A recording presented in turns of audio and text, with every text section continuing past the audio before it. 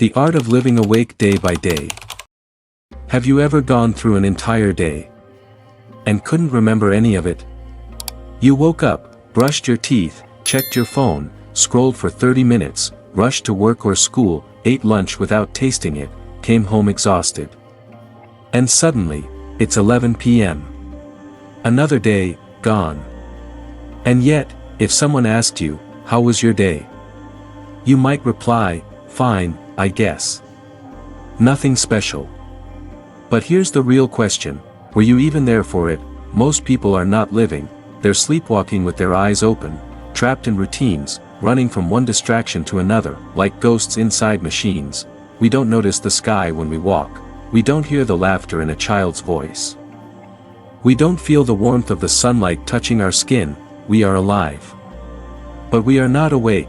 In Buddhist teachings, this is called samsara, the cycle of unconscious living, where we drift through life, driven by craving, fear, and habit. We chase success, approval, love, escape. But what we really need is to wake up.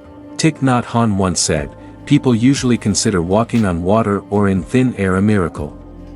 But I think the real miracle is not to walk on water or in air, but to walk on earth. Every day we are engaged in a miracle we don't even recognize, a blue sky, white clouds, green leaves, the curious eyes of a child, our own two eyes. All is a miracle. But we miss the miracle. Because we're too busy chasing the next notification, the next achievement, the next something we think will make us feel alive. Let me tell you a story. There was once a young man, bright, talented, full of dreams. He had a job he hated, a relationship that felt empty, and a growing sense of panic he couldn't name. Every night, he scrolled through social media, comparing himself to people who looked happier. He wasn't living, he was surviving, until one day, walking home, he passed a monk sitting quietly under a tree in a park. No phone. No music. Just sitting. Breathing. Out of curiosity, he asked, "Aren't you bored?" Just sitting there. The monk smiled gently and said, "I am fully alive in this moment. Boredom only exists when you're elsewhere." That sentence changed his life, not instantly, not dramatically. But it was a seed. From that day on, he began to notice the moments he'd been missing, the taste of his morning coffee, the cool breeze on his neck, the sound of rain against the window. He was still the same man. But something was different. He was starting to wake up. And you, are you just going through the motions, or are you truly here, right now, with me, in this moment, because this moment is the only real one there is. In the words of Shunryu Suzuki, each moment is all we need, not more. So I ask you again, are you truly awake? Or just alive? In the next chapter, we'll dive deeper into why so many of us are caught in the illusion of living, how the mind tricks us into believing we're free when we're actually stuck in a dream. But for now, breathe, feel your feet on the ground, notice your heartbeat. This is the beginning, not of another day, but of a new way to live. There's a strange thing about life in the 21st century. We're more connected than ever, yet more disconnected from ourselves. We move fast. We multitask. We hustle, but we rarely pause to ask, what are we really chasing? Imagine this, you wake up to an alarm that startles you out of sleep, your first instinct. Check your phone, notifications flood your mind before sunlight touches your skin, emails, news, reels, likes, deadlines, worries, and just like that, you're already gone. Your body may be getting out of bed, but your mind, it's racing into the past, skipping into the future, drowning in comparison. This is what the Buddha called Maya, illusion, a dreamlike state where we believe we're awake. But we're not. We've mistaken constant motion for progress. We've confused stimulation for meaning. We've traded presence for performance. Ajahn Chah said it simply, you see the leaves, the trees, the sky. But do you see yourself? Do you see the one who sees? That's the illusion. We're looking out all the time. But we forget to look in. Let me share a story. There was once a student who went to a Zen master, frustrated and lost. He said, "I'm overwhelmed. I feel like I'm living, but something is missing." The master poured him a cup of tea. The student watched as the tea rose and spilled over. Startled, he shouted, "It's overflowing." The master calmly said, "Exactly. You are like this cup.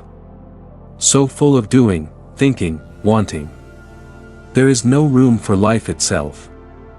That's us, isn't it? Full to the brim with noise, we think we're living fully, when in fact, we're just busy being busy. But here's the dangerous part of the illusion: it feels normal, the stress, the anxiety, the pressure to be someone. All of it feels like just part of life. But Buddhism reminds us, suffering exists. But it is not necessary, it is optional. When we see things clearly, the Buddha likened this world to a burning house, a place where we chase pleasures that can't last, cling to identities that crumble, and suffer from things that were never truly ours. And yet, we stay, because the illusion feels comfortable, familiar, addictive. But every once in a while, something cracks, maybe a heartbreak, a failure, a panic attack in the middle of what seemed like success. And in that fragile moment, you begin to whisper, is this really it? Is this what life is supposed to be? That question is your first step toward awakening. Thich Nhat Hanh said, the seed of awakening is present in every moment. Even now, even this breath, you can begin to wake up. But first, you must see clearly the dream you've been trapped in, not to hate it, not to judge it, but to know it was never who you truly are. So pause, ask yourself, what if my entire life was being lived on autopilot? What would it mean to really wake up? In the next chapter, we'll explore how to do just that, through the power of mindfulness, the art of returning home to yourself, breath by breath, because this dream ends when you begin to notice. Take a breath. Right now, not a shallow one, a real, slow, intentional breath. Inhale. Feel the air enter your lungs. Exhale. Let it all go. Again, in, out. That, right there, is where your life truly begins. In a world of chaos, uncertainty, and constant noise, your breath is your anchor, your home, your first step back to yourself. Thich Nhat Hanh said it beautifully, feelings come and go like clouds in a windy sky. Conscious breathing is my anchor. Mindfulness isn't a luxury for monks in mountain temples, it's a survival skill for you, right here, right now, in the middle of your messy, beautiful, complicated life. We often think mindfulness is something extra we have to add to our already overloaded days. But it's not, it's the art of doing what you already do, with full presence. Drinking tea, typing an email, washing your face, even waiting at a red light. It's not about escaping life, it's about showing up for it, fully awake. Let me tell you a true story. A young woman living in New York City once shared how mindfulness saved her life. She was working a high-pressure job, juggling expectations, always on the edge of burnout. One morning, she sat on a subway train, exhausted, numb, holding back tears, and then, she remembered something her meditation teacher had said: when you feel overwhelmed, don't try to fix the storm. Just return to the breath. Your breath is always kind. So she did. In the middle of that crowded train, with her heart racing and eyes full, she breathed, slowly, gently, one breath at a time. And something miraculous happened. The chaos didn't disappear, but she did not drown in it. Zen master Dōgen once said, to study Buddhism is to study the self. To study the self is to forget the self. To forget the self is to be awakened by all things. And mindfulness is that gateway, the quiet, steady practice of meeting yourself, moment by moment. So, how can you begin? You don't need to retreat to a mountain. You don't need incense, or fancy cushions. You just need to pause, right where you are, right now. Try this, before you reply to a message. Breathe, before your next bite. Pause, before you speak. Notice the silence. These are the sacred spaces where mindfulness lives. Not in perfection, but in your willingness to return, again and again, to now. And here's the gift: the more you practice mindfulness, the more alive you become. You begin to hear birds you never noticed, taste food more deeply, look into your friends' eyes and actually see them. You become more human, not just surviving, truly living. As Jon Kabat-Zinn, a modern mindfulness teacher, said, the little things, the little moments, they aren't little. They are everything.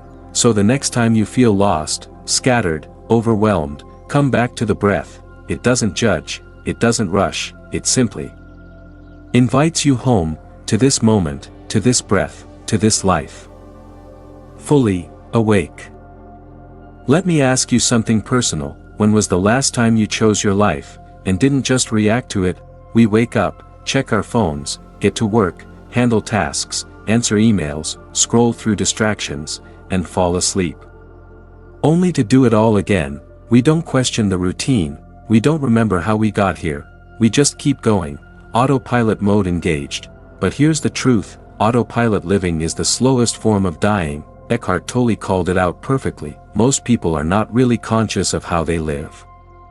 They don't live, they merely exist. Existing isn't enough. You were born to live, to choose, to create, to feel deeply, to walk with presence, not pressure. And here's the good news: you don't need to change everything overnight. You just need to begin noticing what you've stopped noticing. Let me tell you a story.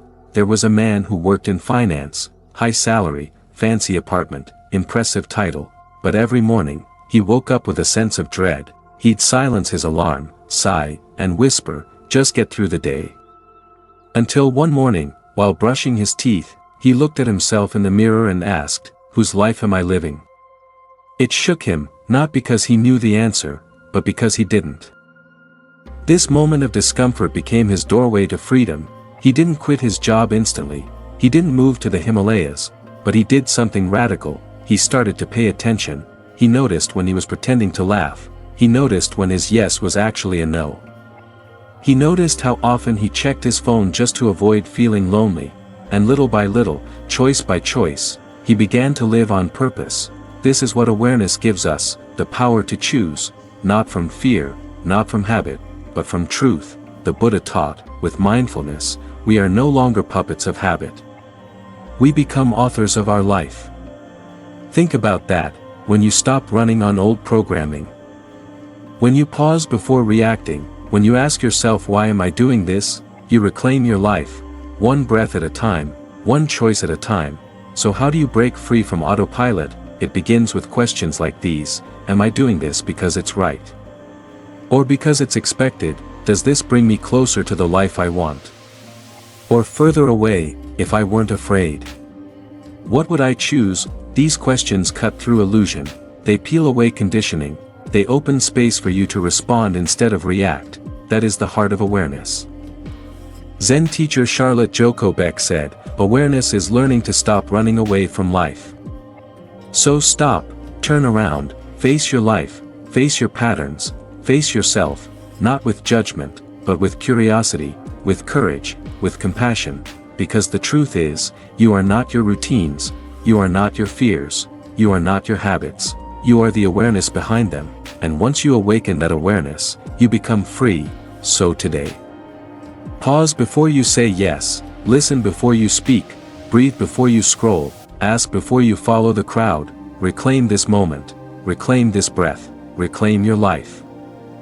Let's face it, the world isn't always gentle. People are loud, schedules are tight, work demands attention, social media screams for validation, and emotions, they rise like waves without warning.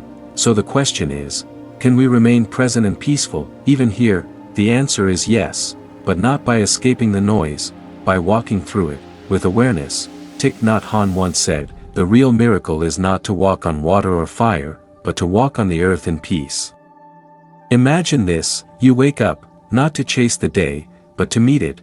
You brush your teeth with attention, you sip your coffee with gratitude, you step out into the world, not in a rush, but in rhythm. Your body moves, but your mind is anchored. You carry stillness inside, like a quiet lake under a windy sky. This isn't about being slow or passive, this is about being fully alive. Let me tell you a story. A young designer in Tokyo once shared her secret to peace in a hectic city. Every morning, before opening her laptop, she placed her hand on her heart and whispered, "I'm here." That was it, one small ritual, but that moment reminded her she was not her deadlines, not her emails, not the anxious thoughts rushing in. She was a living being, breathing, grounded, present, and with that presence came peace. Presence is power, because when you're fully present, you stop reacting and start responding. Zen master Lingji Yishuan said, "When walking, walk. When eating, eat." Simple, but how often do we do one thing, while thinking about 10 others, eating lunch while checking messages, talking to a friend while thinking about work, sitting in a meeting while replaying yesterday's mistake? This fragmentation is the root of our stress. But what if we came back to one thing at a time? What if you gave your full self to the conversation you're in, to the meal you're eating, to the breath you're taking? That's not just mindfulness, that's presence, and presence transforms everything it touches. You see, peace is not found in silence, it's found in attention. You can be in a busy city, surrounded by traffic, and still carry the calm of a mountain within. You can be at work, juggling meetings, and still return to yourself with a breath. Because peace doesn't come from outside, it comes from how you walk through the world. Ajahn Chah said, "Do everything with a mind that lets go. Do not expect praise or reward. If you let go a little, you will have a little peace. If you let go a lot, you will have a lot of peace." So how do we walk this way? Here are 3 powerful ways to begin. 1. Ground yourself in the body. Whenever you feel lost, come back to your body. Feel your feet touching the floor. Feel your breath rise and fall. Your body is always in the present, even when your mind is not. 2. Practice the sacred pause. Before entering a room, speaking, or responding, pause, even for 1 second. This micro moment of awareness creates space. And space creates peace. 3. Let go of control. You don't have to fix everything. You don't have to carry it all. Let go. Surrender. Trust the unfolding. As the Buddha taught, peace comes from within. Do not seek it without. So when the world spins fast, you slow down. When others rush, you breathe. When chaos knocks, you open the door with calm eyes and a steady heart. That is the art of presence. That is the strength of peace, because you were not born to be consumed by life. You were born to meet it fully, to walk through it, awake, aware, and unshaken. So walk with grace, speak with intention, listen with depth, and carry peace like a soft flame that no storm can put out. This is how you live the awakened life, not apart from the world, but right in the heart of it. Let's be honest, no matter how awake you try to be, you will forget, you will drift, you will get caught in old habits, you will scroll for hours, you will snap in anger, you will lose your peace, and that is okay. Zen master Shunryu Suzuki once said, "Each time you return to the present moment, it is a fresh beginning." You see, the path of awakening is not a straight line, it's a spiral. You come back to the same lessons, but each time, you return wiser, softer, more rooted. There is a quiet strength in those who keep coming back, who fall, and breathe, and rise again, without shame. Let me share something personal.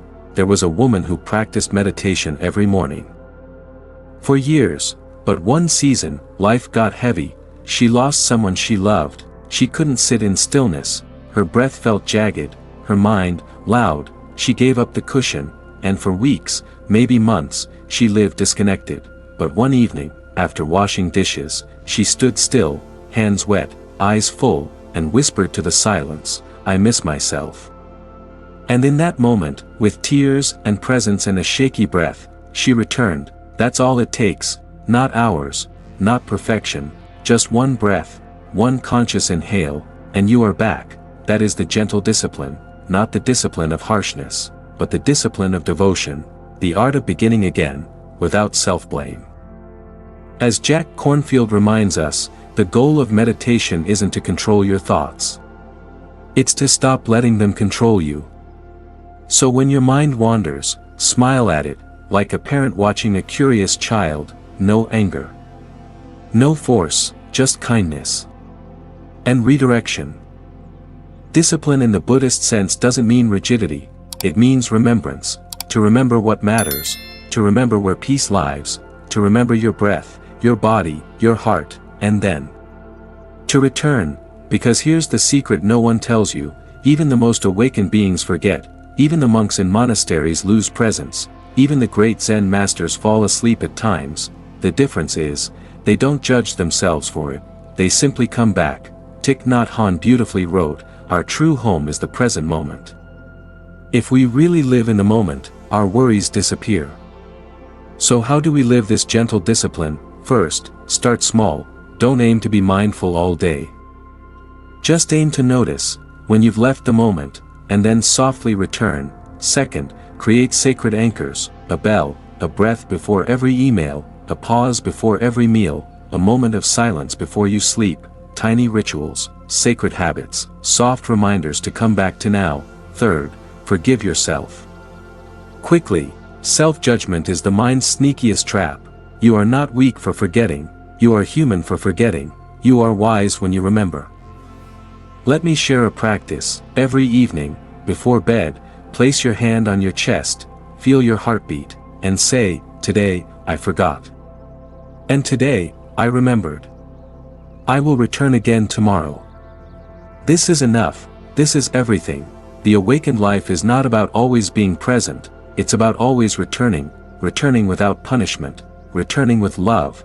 You don't have to force yourself to stay in the now, you only have to gently, kindly, come home, again, and again, and again, and in this practice of return, you build the most sacred muscle of all, trust. Trust in yourself, trust in your path. Trust that no matter how far you wander, you can always come back. In the final chapter, we'll bring everything together. You'll see how this way of living awake, of returning, of choosing, of walking with peace, is not just a personal journey, but a gift you bring to the world. We'll explore what it means to live every day as a sacred offering, and how your presence can be the light that awakens others, just as you have awakened now. But before we go there, breathe, place your hand on your heart, and whisper, "I am home." You've made it here, you've walked through the dream, you've tasted presence, you've returned again and again to the now. But now comes the real invitation, to live awake, not just once, but every day, as a sacred offering. As Zen Master Dōgen once said, "A flower falls, even though we love it. The weed grows, even though we do not love it." Life is not always what we wish it to be, but the awakened heart doesn't fight life, it meets it, in joy, in sorrow, in boredom, in beauty, with full attention and open hands. Living awake means this: you no longer move through life asleep at the wheel, you see, you feel, you notice, you care, even about the little things. The shape of the clouds, the quiet of the early morning, the smile of a stranger, the breath before you speak. When you are awake, everything becomes sacred. Washing dishes is no longer a chore, it is a meditation. Walking down a street is no longer a task, it is a pilgrimage. A conversation with a friend is no longer casual, it is an exchange of presence, a holy moment. Thich Nhat Hanh wrote, "Drink your tea slowly and reverently, as if it is the axis on which the earth revolves, slowly, evenly, without rushing toward the future." That is what this chapter is about, to live as if each moment matters, because it does, to treat this life not as a burden to survive, but as a gift to serve. Let me tell you one last story. A young man once asked his teacher, "How do I live the spiritual life?" The teacher simply replied, "When you walk, know you are walking. When you sit, know you are sitting. When you speak, know your words carry weight. When you love, love fully. And when you die, know it is enough." That's it, no robe. No retreat. No perfection, just full, courageous, beautiful presence. So now, the question turns to you: will you live your life awake?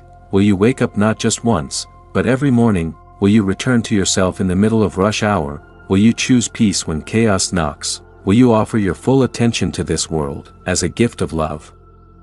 Because here's the truth, An awakened life is not loud, it's not always flashy, it's not about appearing spiritual, it's about how gently you breathe, how deeply you listen, how fully you show up, for life, and for others. As the Buddha said, just as a candle cannot burn without fire, men cannot live without a spiritual life. And that spiritual life, it doesn't live in a temple, it lives in how you meet the now, in your smile, in your silence, in your forgiveness, in your breath. So live awake, not just for your own peace, but because your presence heals this world. When you slow down, others do too. When you breathe deeply, others feel it. When you listen without judgment. Hearts open, you become a walking invitation, to love, to calm, to truth. And in the end, what else is there? Not how much you achieved, not how much you owned, but how much of your life you truly lived. So make your life a sacred offering, each day, each breath, each moment, because this world doesn't need more speed, it needs more presence, it needs you, fully here, awake. If this journey awakens something in you, don't let it end here. Leave a comment. What's one small way you'll begin living awake today? And if you haven't yet, subscribe for more Buddhist wisdom and real stories that speak to your soul.